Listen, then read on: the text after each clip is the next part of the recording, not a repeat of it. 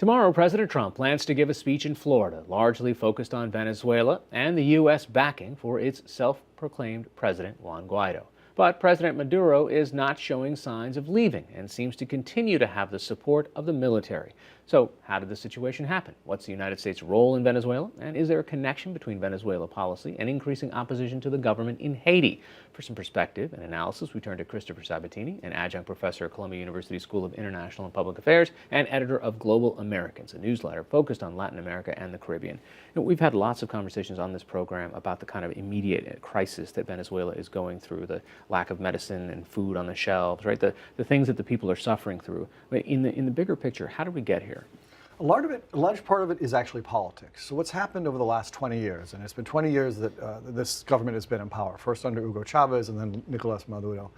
They've slowly closed off all the avenues for political participation and political mediation. They packed the Supreme Court, they packed the Electoral Council, they've actually sort of banned opposition parties from running. And so what effectively happened was there was no real way for the opposition to, in an incredibly crisis-driven situation in which the popularity of the government has fallen, there's no way for the opposition to gain any traction. And so at one moment, the National Assembly, which is effectively the last democratically elected institution in the country, appointed its president, Juan Guaido, and then declared under the Constitution that the current de facto president, Nicolas Maduro, was illegitimate because he had won in a largely discredited election in May 2018. And therefore, under the Constitution, Juan Guaido was the president. So now you have the situation where you have two presidents. And effectively what happened was that provided a moment within the political system in Venezuela that allowed the international community to rally in defense of democracy and human rights and recognize Juan Guaido. And in the lead in all of this largely has been the U.S. President Trump has called Juan Guaido twice. Vice President Pence has met with his delegate to the Washington, D.C. as ambassador. So the U.S. is really taking the lead, although it's important to recognize there are 60 other countries that are also backing Juan Guaido. You know, what are our vested interests in backing Guaido? I mean, there's obviously the humanitarian concern, but strategically, how important is Venezuela to the United States? Well, first of all, normatively, it's important because within the hemisphere, there is a thing called the Inter-American Democratic Charter, in which all the signatories, all 34 states of the hemisphere, have agreed to protect and defend representative democracy and the checks and balances of democracy. And for the last 20 years, the Venezuelan government, the Chavista government, has thumbed its nose at this sort of normative structure. So first of all, there's that issue that it's out of step with the rest of the hemisphere.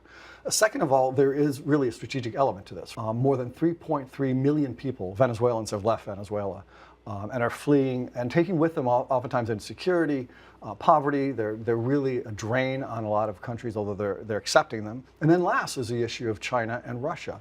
What was a democracy and human rights issue confined mostly to Venezuela has now become a geopolitical issue because as the other 60 countries have lined up to support Guaido, other countries from, let's say, the other side have lined up in defense of Nicolas Maduro. So you have Syria, Iran, Russia, China, all now, and Turkey now backing Maduro. So this is really boiled down to a geostrategic issue that goes to the U.S. interests within the hemisphere, not just around human rights, but also sort of its own national interest. So what happens in the next few days? I mean, the United States has been sending shipments of humanitarian aid that is sitting across the border in Colombia.